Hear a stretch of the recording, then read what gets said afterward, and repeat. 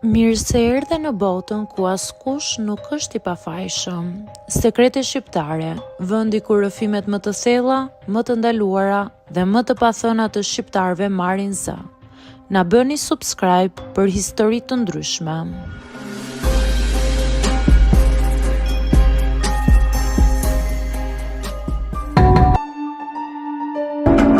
Shkoja në punë, takoja njerëz, qeshja atëherë kur duhej, por brenda mbaja një peshë që nuk dija si ta hiqja.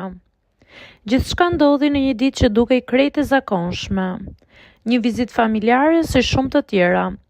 Shtëpia e hallës ishte gjithmonë vend ku shkoja pa menduar 2 herë.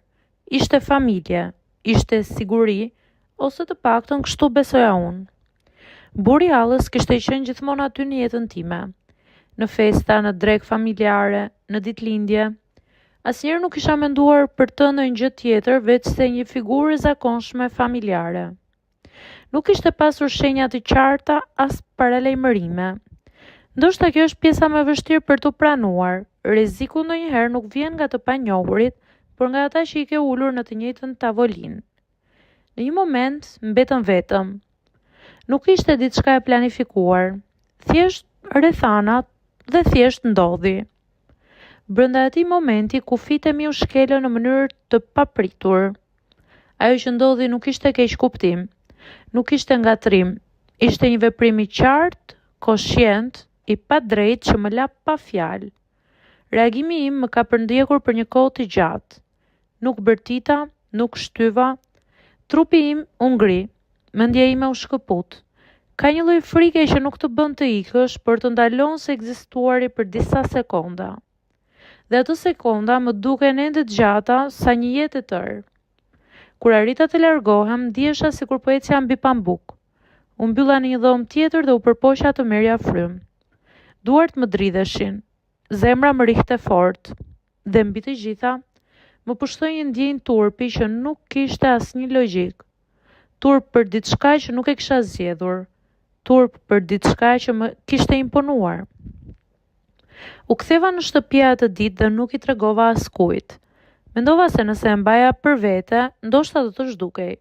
Por nuk u zhduk. U kthye në mendimet e përsëritura, në net pa gjumë, në ankth sa herë që telefoni binte dhe shija një numër familjar. Fillova të shmangja takimet, të gjeja justifikime, të sëmuresha rastësisht sa herë që kishte mbledhje familjare. Çdo herë që e shija, edhe nga larg, ndjeja trupin tim të tensionohej.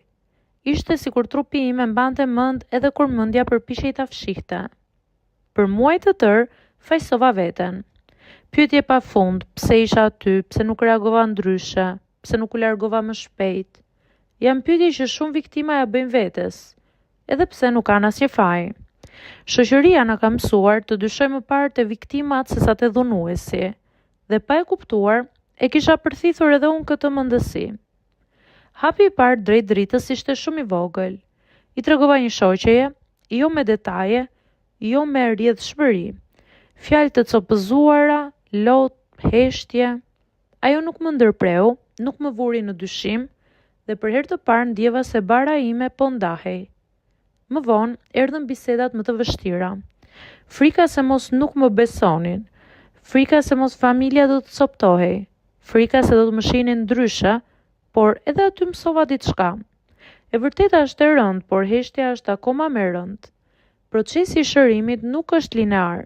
Ka ditë kur ndihem e fortë, e qartë, e qëndrueshme, ka ditë kur një kujtim i vogël, një erë, një dhomë ngjashme më rikthen gjithçka. Por tani e di se reagimet e mia janë normale. Trupi im po përpiqet të më mbrojë. Sot jam ende duke mësuar të jetoj me këtë histori, por jo më si sekret. Është pjesë e imja, por nuk më përcakton. Kam mësuar të vendos kufi, të dëgjoj veten, të mos e minimizoj dhimbjen time për hir të qetësisë të tjerëve. E tregoj këtë histori jo për të tronditur, por për të thënë me qartësi. Abuzimi mund të ndodhë edhe në familje, edhe në vendet që ne i quajmë më të sigurtat. Dhe kur ndodh, fajtor nuk është ai që ngrin nga frika, por ai që shkel kufit. Unë jam ende këtu, jo e pa ndryshuar, por e vetëdijshme, jo e pa thyer, por më e fortë në një mënyrë tjetër, Dhe zëri im, sado i dridhur, meriton të dëgjohet. Shkoja në punë, takoja njerëz, qeshja atëherë kur duhej, por brenda mbaja një peshë që nuk dija si ta hiqja. Gjithçka ndodhi në një ditë që dukej krejt e zakonshme. Një vizitë familjare si shumë të tjera. Shtëpia e hallës ishte gjithmonë vend ku shkoja pa menduar 2 herë. Ishte familje, ishte siguri, ose të paktën kështu besoja unë. Burri i hallës kishte qenë gjithmonë aty në jetën time.